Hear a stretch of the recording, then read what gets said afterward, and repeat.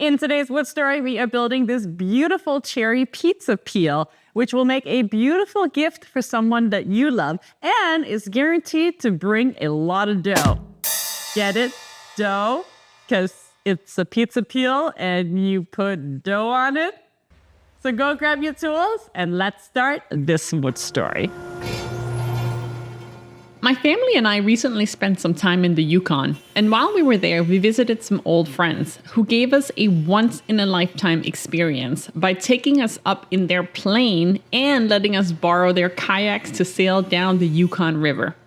We ended the evening with making our own pizzas in their uni pizza oven, and I couldn't help but notice that they were missing a pizza peel, and I instantly knew that this would make a perfect gift for them, for us to say thank you for such a wonderful stay and experiences. So that's what I'm making today.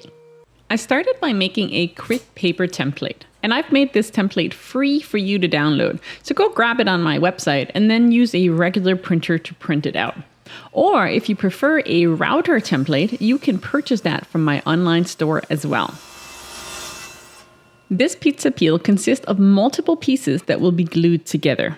The handle can be as long or as short as you would like.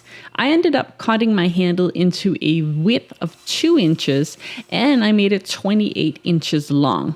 I then cut another 6 pieces that measured just 1 inch wide and still 28 inches long. But these last 6 pieces I then cut in half following, giving me a total of 12 pieces measuring 1 inch by approximately 14 inches long. I'm not too worried about the thickness of the wood at this point, as I am planing it down again after the glue up, but I am going to be aiming for a thickness that's between 7/8 of an inch to half an inch. After cutting the 6 pieces into 12 pieces, I arranged 6 of them on each side of the 2-inch handle. I used Type Bond 3 as the glue as it's waterproof, making it a great choice for cutting board and pizza peels. The next day when the glue was dry, I removed it from the clamps and then removed the excess glue with a chisel. I then laid out my paper template and drew it using a Sharpie as it's easy to see over on the bandsaw. I then took it to the bandsaw and just rough cut it to size because I needed to get it to under 13 inches, otherwise it wouldn't go through my planer. Then I ran it through the planer to clean it up and to get the peel to the final size. For me, that ended up being just under half of an inch. I then retraced my template as the planer had removed my Sharpie mark at this point. Now, if you prefer to do the next step with a router template, you'll get a really nice consistent look. And in hindsight, I would have done this too in order to avoid excessive sanding off the edges following.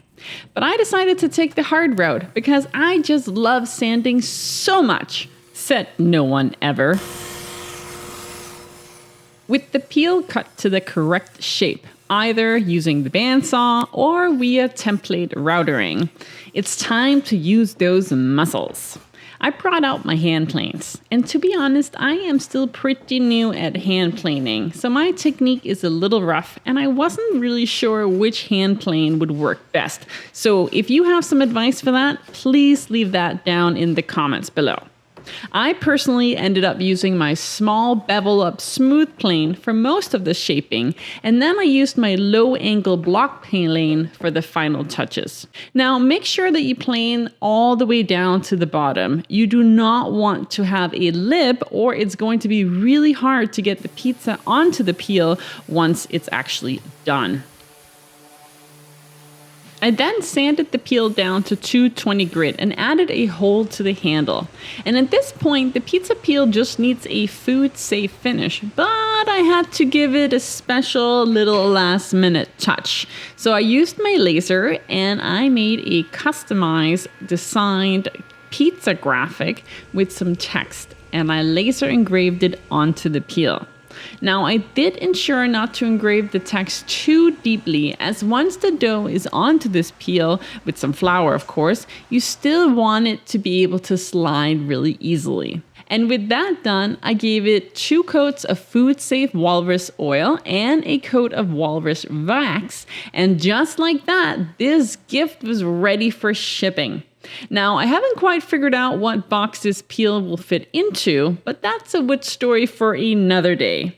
Thank you so much for watching. Please subscribe for more great content and videos. And don't forget to grab this free template on my website, or you can purchase the router template on my website as well.